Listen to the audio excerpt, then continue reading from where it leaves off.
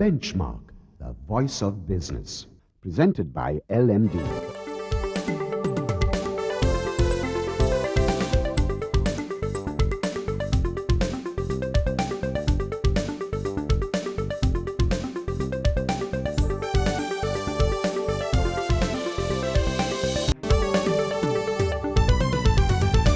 On this edition of Benchmark, respected economist Professor Sirimal Abeyratne, Professor in Economics at the University of Colombo, joins us on the program today to give us his unique perspective on the state of the economy. Then, LMD columnist Hasta Premaratne discusses market sentiment. And Mihirani Disanayaka, the country manager of Kanta TNS, wraps up the show with her analysis of TNS's recent island-wide survey on the upcoming budget. That's the lineup for Benchmark. Hello and welcome to the Big Picture Business Program Benchmark. I'm Savitri Rodrigo.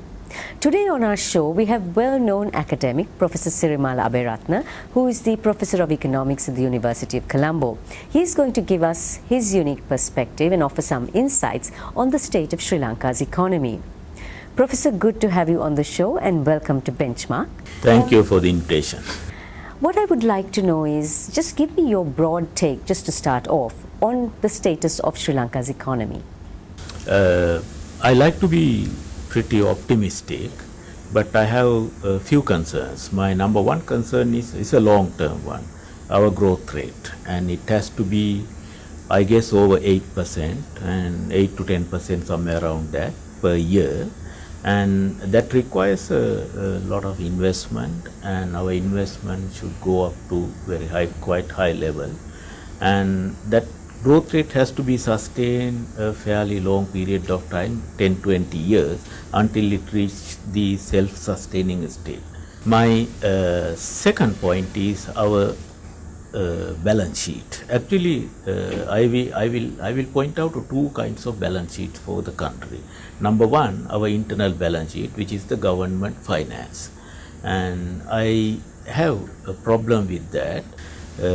In fact, our debt burden is quite high, and our tax revenue is quite low, and our expenditure got a lot of wasteful and unproductive. Third concern is actually our external finance, and that is the other balance sheet. External finance means how we manage our exchange rate and how we manage our international transactions, where we see that we have never sustained our external finance in a orderly manner for the last 30-40 years, which we try to cushion always. We have been trying that always through private remittances, that is the wages earned by the migrant workers, plus the government's borrowings, and which is not sustainable.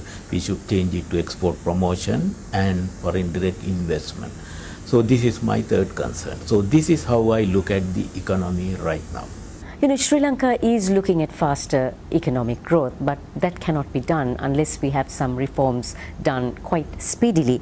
Which reform programs do you think need to be undertaken, at least in the medium term, to ensure that we achieve this economic growth? Yes. If we look at my first point, that is the requirement for higher growth rate and sustaining that growth rate fairly long period of time. That's what we need. And that requires investment. Basically, there are other sources of growth as well, like technology development and so on. But immediately and tangible way, what we have to see investment, particularly private investment. So, private investment, according to my very simple calculations, arithmetic calculations, we need to boost private investment by about $10 billion a year to sustain over 8% growth rate per annum. In fact, this is a huge leap forward. Whereas our private sector, the domestic private sector, they cannot achieve that kind of high investment within a medium term, short period of time or medium term. They might achieve it, but it takes time, which means we don't have to wait that long. There is enough money, investment funds accumulated there outside all over the world, seeking better locations for investment, so that there is no shortage of investment funds. But unfortunately, Sri Lanka has never got more than 1 billion out of that huge accumulated investment funds in the world.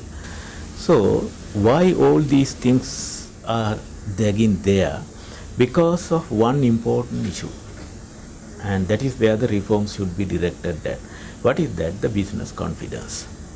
People don't want to put their money if they don't have the confidence. So in fact, Sri Lanka has to be better than many other countries and competitive with many other countries, attracting investment and building up investor confidence. There's quite a bit of protectionism that has begun all over the world, including non-tariff and regulatory barriers, etc. Now, how can Sri Lanka execute a smarter trade strategy if we are going to overcome this and also exploit those opportunities that are there? This is the increase in protectionism. This is a result of the financial crisis and also the Eurozone sovereign debt crisis, and after these things actually there came up and political changes also in the same line of argument, and so that there is rising protectionism.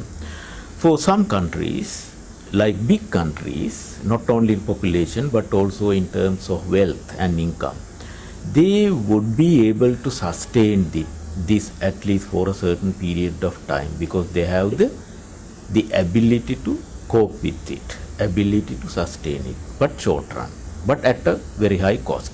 That's why I said that they have the ability to sustain it at a cost. But Sri Lanka, coming back to a small country, we don't have a domestic market that big, so that there is no future for a small country like Sri Lanka if we focus only on domestic market. And our garment industry, our apparel manufacturers, they would not have flourish like this if they focus on the domestic market.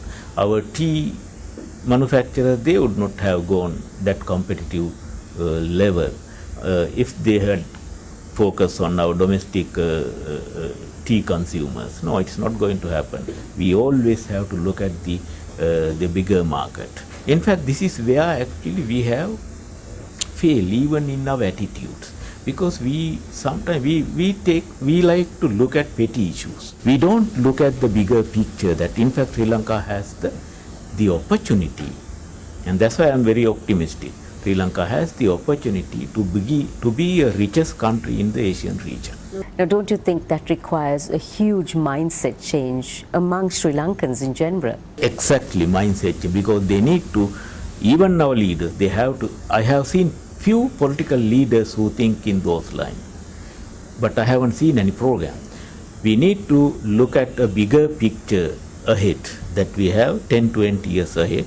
Sri Lanka is going to be like this, not like Singapore or Malaysia.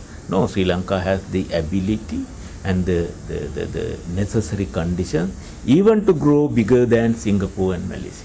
Now, to achieve economic growth, there are some sectors in Sri Lanka's economy that are actually lagging behind due to the lack of technological advancement. What key sectors do you think would optimize their potential if they are given this technological boost? I think Sri Lanka is lacking in technology, and also related area is education, skills and skill development and education, or we call it human resource development. In these two areas, Sri Lanka is lagging because we have not done that much investment in these areas, these two areas. In fact, it is also termed in different analysis as the middle income trap. You are not competing on cheap labor anymore, and you have to have higher technology and higher human resources, but you don't have them either, so that you have come up from that cheap labor stage, but you don't have the necessary conditions to go beyond that. Sri Lanka has this problem, as you rightly pointed out. I think these two things will come, to my understanding, the major drivers for technological growth is actually the investment, because investment comes with technology and with many other things also, particularly foreign investment. When it happens, actually, it will add to our fast economic growth, and I would say that technological development should drive this economy, particularly in service sectors, more than manufacturing. That is my feeling at the moment. We will return to this discussion after our commercial break, Professor Abeyratne. We have some messages from our sponsors. On the other side, Professor Abeyratne outlines how Sri Lanka can realize new competitiveness in manufacturing and also what is required to maximize our potential when it comes to mega development projects. Stay with us.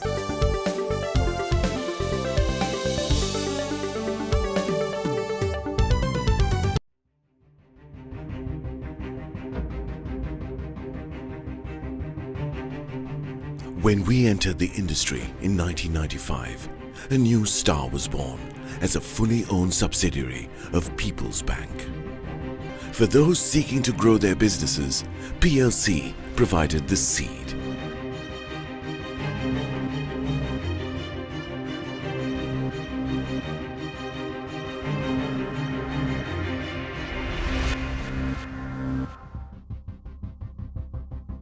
We are not only Sri Lanka's #1 leasing company, but also the largest non-banking financial institution.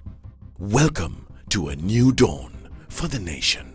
Introducing People's Leasing and Finance, PLC.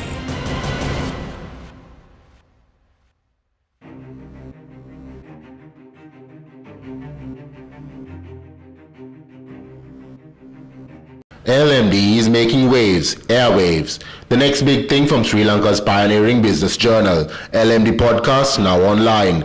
Listen to our articles on the go at www.lmd.lk. Select, play, listen. It's that simple.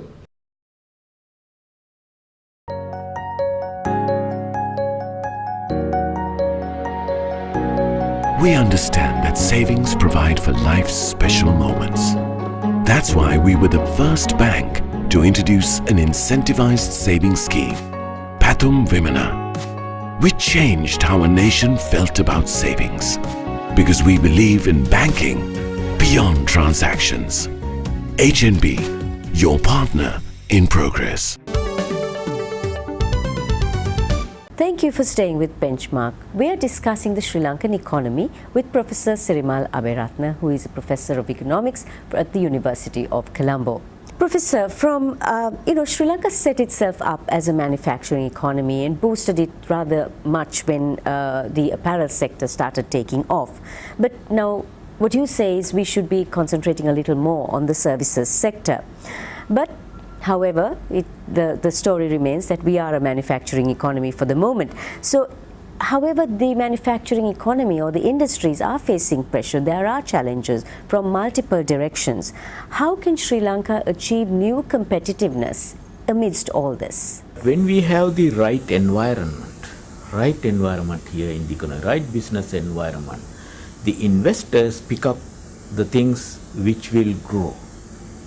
To give you a very old example, when British came here and when they want to invest, they did not pick up paddy sector. They pick up something which was not here, tea and rubber, right?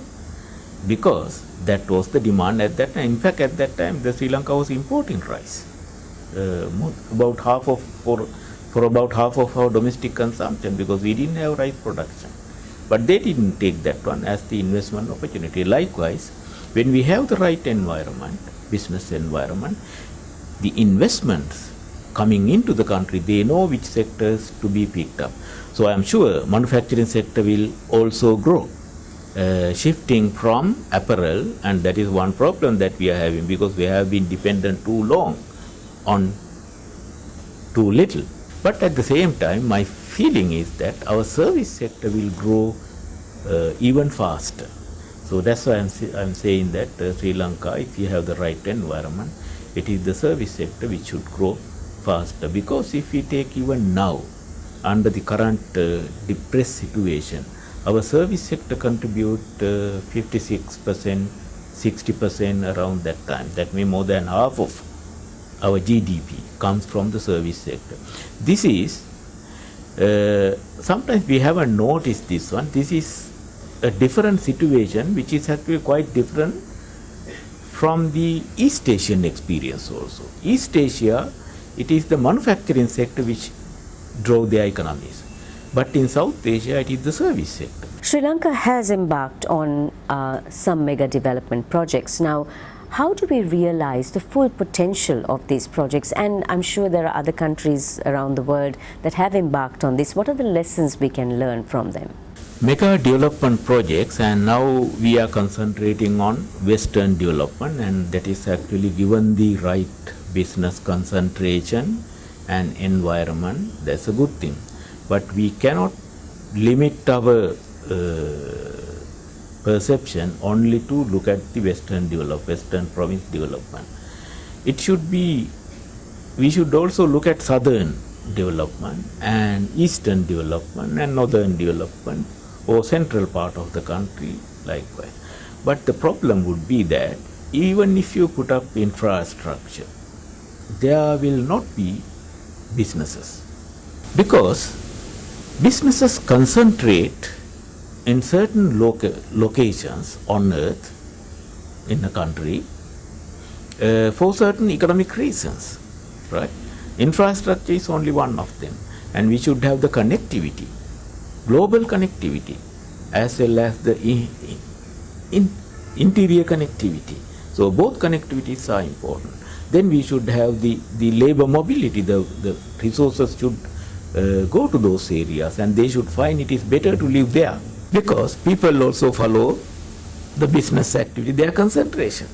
So the same thing should happen in Hambantota, in Trincomalee, and in those areas also. So what is important is here the global connectivity. That means Sri Lanka, that's again I want to emphasize what I said earlier, has to look at the global market, and when our economic activities grow, they cannot grow only in Colombo. They will find it is easier to go to Hambantota or Trincomalee. So Sri Lanka has a presidential proclamation of having a sustainable era, and in fact there's an impending sustainable development bill also in the works. If that is the case, how can we have a more inclusive, more holistic business sector that will buy into this dream, so to speak, and also realize a more greener, a more sustainable economy for Sri Lanka?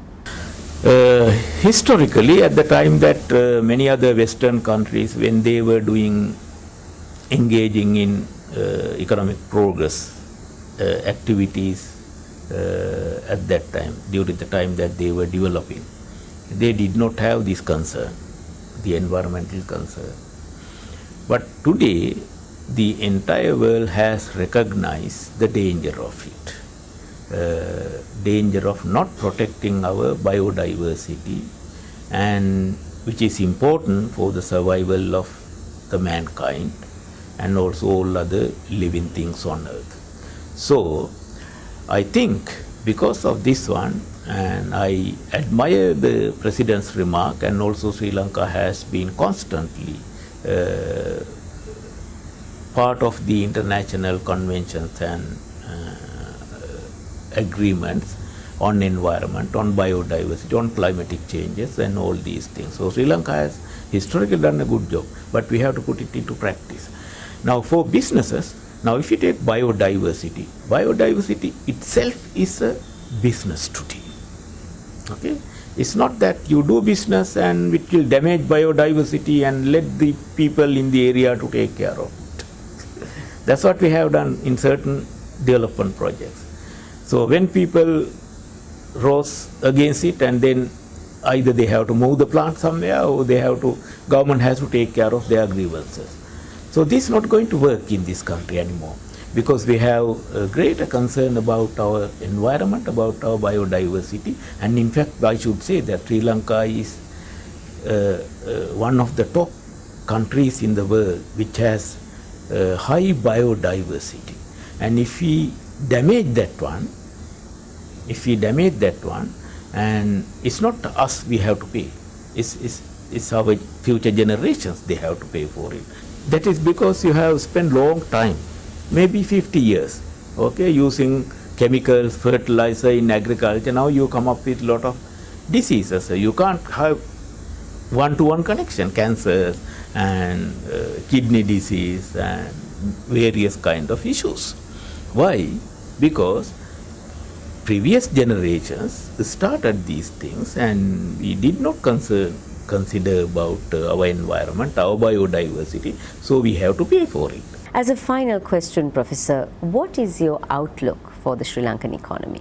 During the last 70 years, that is after independence, Sri Lanka never had such a good opportunity to achieve fast economic growth like the one that we have got today during the last few years.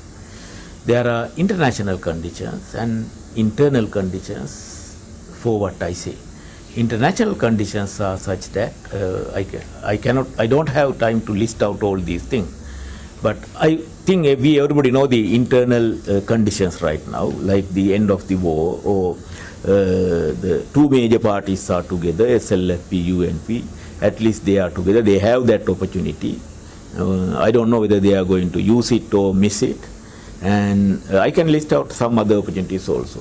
But internationally, the biggest opportunity that I have seen is the slowing down or the recession from 1980s and 1990s to 2000s, and then which we came down to the global financial crisis and Euro crisis. Also, Japan is in recession for so many years.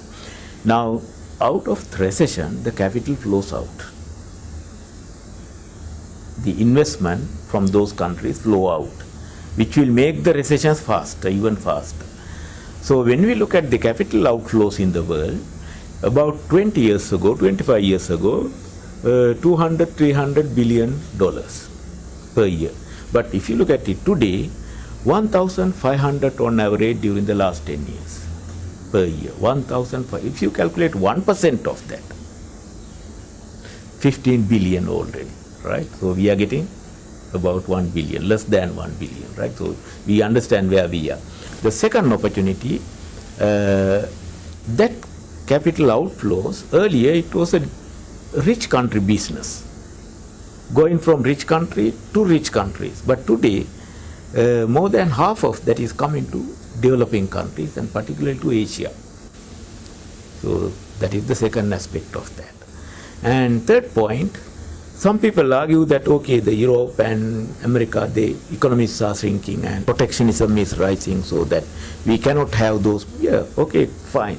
But the Asian market, the biggest market, if you take China, India together, right, 2.5 billion, and the whole world has only 7.5 billion.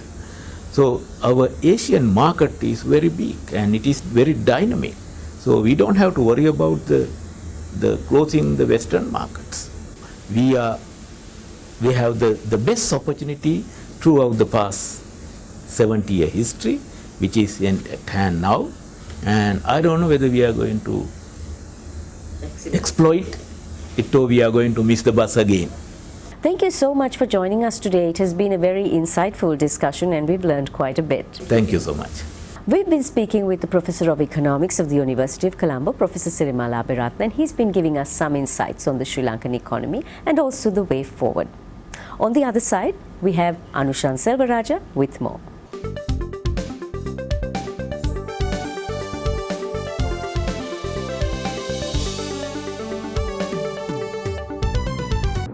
Sri Lanka's #1 leasing company is now the nation's largest and highest rated finance company with 2 international ratings. Let us move the nation as one with People's Leasing and Finance PLC.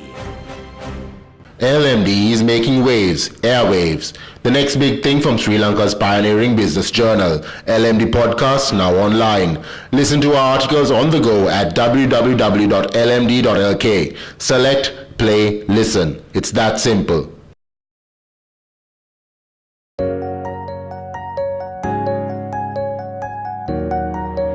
Nearly 60% of all businesses in our country are SMEs.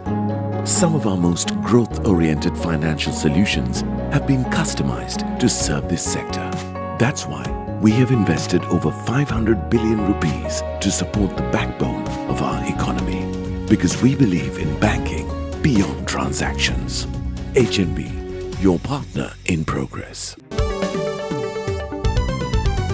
Welcome back to Benchmark. I'm Anshin Selvaraja. Now for a closer look at the latest on the bourse. Joining me is market analyst and LMD columnist Hasita Premaratne.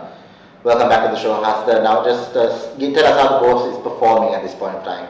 Yeah, I think the volatility has been continuing because there have been few ups and downs in the local political front as well as in the global market. So overall, if you look at the index, all share price index, we've seen it coming down to about 6,400 levels for a month and a half ago, and then we have seen a pickup from there, and in fact has now reached about 6,600 points, 630 points, which is about almost 200 points up within a short period of time. The activity has not been as great as what it was in the beginning of the year, but then it has been relatively modest, with foreign participation still hanging around the range of about 45 to 50% of that overall turnover, which I think has been the trend right through this year, and looks like the foreigners are still looking at coming into the market at especially when the stock prices fall and the index falls. And in the meantime, we are also seeing a little bit of retail participation coming in selected stocks, which is absent right through, but the local participation from an institutional point of view has not been so great. Let's move on to our secondary market then, Hasita, in terms of our treasury bills and such. How is that performing? Yeah, I think the interest rates have been coming down a little bit, which I think is reflecting the fact that government's funding requirements and the borrowing requirements are somewhat easing off, and we saw in the IMF reading also a very similar outcome being mentioned, and we also saw the central bank governor specifically mentioning that the rates need not go up any further given the current circumstances. So all the indications are that government funding requirements are somewhat easing off compared to what it was in the last couple of years, and as a result of that the rates probably have peaked, and in fact it has seen somewhat a reduction in the last 2 to 3 months. So that reduction may continue to a little bit, but I don't think it will go further down significantly. Now currency has been moving around a bit. What are your thoughts on the performance of our currency? Rupee has been somewhat stable compared to most of the other currencies, because we've seen the rupee in the last few months hovering around the range of about 152 to about 153.50 levels, which at the midpoint, which I think is somewhat stable compared to the global currencies, where we've seen the dollar strengthening at times and then also dollar depreciating for a while. So naturally, when these kind of movements happen in the global markets, there has to be a reaction from the local currency as well. Reserve position has improved, which shows signs of stability in the rupee, but in the meantime we are also seeing a drop in the trade, the exports, as well as we've seen a drop in the worker remittances, which is somewhat a concern, because that's going to have an impact on the overall balance of payments at the end of the year. But overall, how much of the money coming in, and few other projects that have already been started with foreign funding moving forward has given confidence to the market, and as a result that severe pressure on the depreciation has now eased off. So we should see the year-end rate in the range of about 155, 156 range, which looks to be a relatively decent level of depreciation compared to where it started this year. Thank you very much for joining us, Hasita. Thank you. That was market analyst and LMD columnist Hasita Premaratne. We'll be right back after a short commercial break. Stay tuned.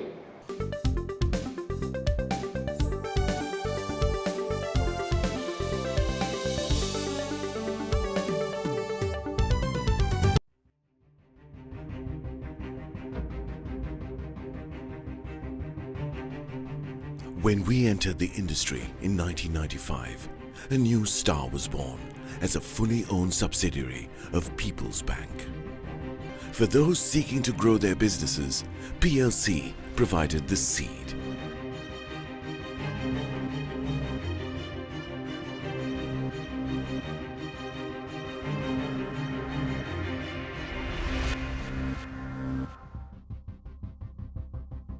We are not only Sri Lanka's #1 leasing company, but also the largest non-banking financial institution. Welcome to a new dawn for the nation. Introducing People's Leasing and Finance, PLC.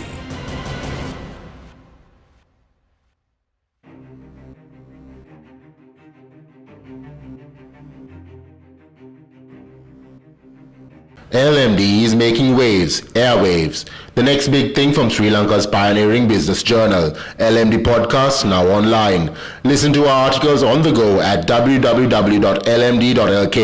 Select, play, listen. It's that simple. Sri Lanka's #1 leasing company is now the nation's largest and highest rated finance company with 2 international ratings. Let us move the nation as one with People's Leasing and Finance PLC.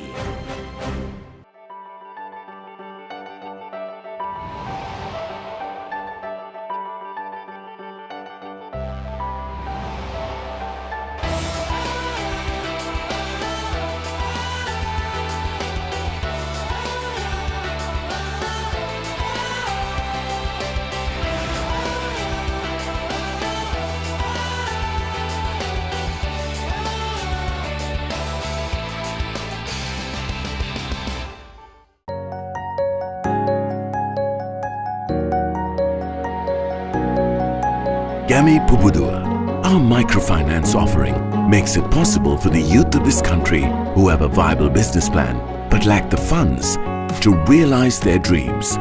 We are committed to grassroots level entrepreneur development because we believe in banking beyond transactions. HNB, your partner in progress. Hello and welcome back to Benchmark. I'm Sirimal Abeyratne. Now for a closer look at the latest on the LMD Kanta TNS survey, joining me is the country manager of Kanta TNS, Mihirani Disanaika. Welcome back to the show, Mihirani. Now as usual, just give us a brief overview of the survey. Right. The month of October, the survey topic was about the budget that is going to come for 2018, and with the promise the government has given that budget discussions will start soon. We want to understand community's opinion about that and their expectation. So what are people's expectations from budget 2018? If you actually look at the survey results, it's very bipolar kind of reactions that they have. 4 out of 10 people we interviewed believe that they can expect the results that they are really looking for from the budget, like price reductions and some subsidies for common people, etc. However, nearly 5 out of 10 people we believe doesn't seems to have high expectation out of the 2018 budget. Do they believe that people and businesses will benefit from this budget? Again, mixed opinion, and around 2 out of 10 people sits on the unsure line where they can't have an opinion about it. The reason being the couple of revisions and changes happened for taxation, where they believe that because a couple of revisions happened recently and the system got changed, they expect there will be some benefits for businesses. At the same time, the 2 out of 10 people who do not want to share an opinion about it believe that certain specific companies are getting these taxations, benefits and all that. Therefore, I'm not sure about the outcome of the budget 2018. According to the poll results, then Mihirani, do they believe the government will take steps to streamline taxation? Some do have some kind of expectations, like 3 out of 10 people who we interviewed believe that some kind of streamlining would happen out of this budget, whereas 4 out of 10 people do not have that expectation. Again, around 30% sits in the unsure area where they are not sure about what kind of things would come in with regard to the tax streamlining out of this budget. Reason being, for this mixed opinion, people who expect that tax will get streamlined out of this budget have seen couple of changes and then they hope that it will continue. However, people who are not sure about still see that there are a couple of gaps, but not sure what the government is going to do out of the budget this time. So then what do respondents say should be proposed in budget 2018? Some kind of subsidies and concessions has to be there. Everyone in common out of budget, that's common people's expectation anyway. But 2 specific tax related suggestions that they are suggesting, those who are paying taxes, appreciate them and give some concessions. But tax evaders, there should be some measures to, reduce that tax evadable proportion in the country. Thank you very much for joining us, Mihirani. Thank you. That was the country manager of Qatar TNS, Mihirani Isanaika. Thank you for watching Benchmark, and we hope to see you again next time.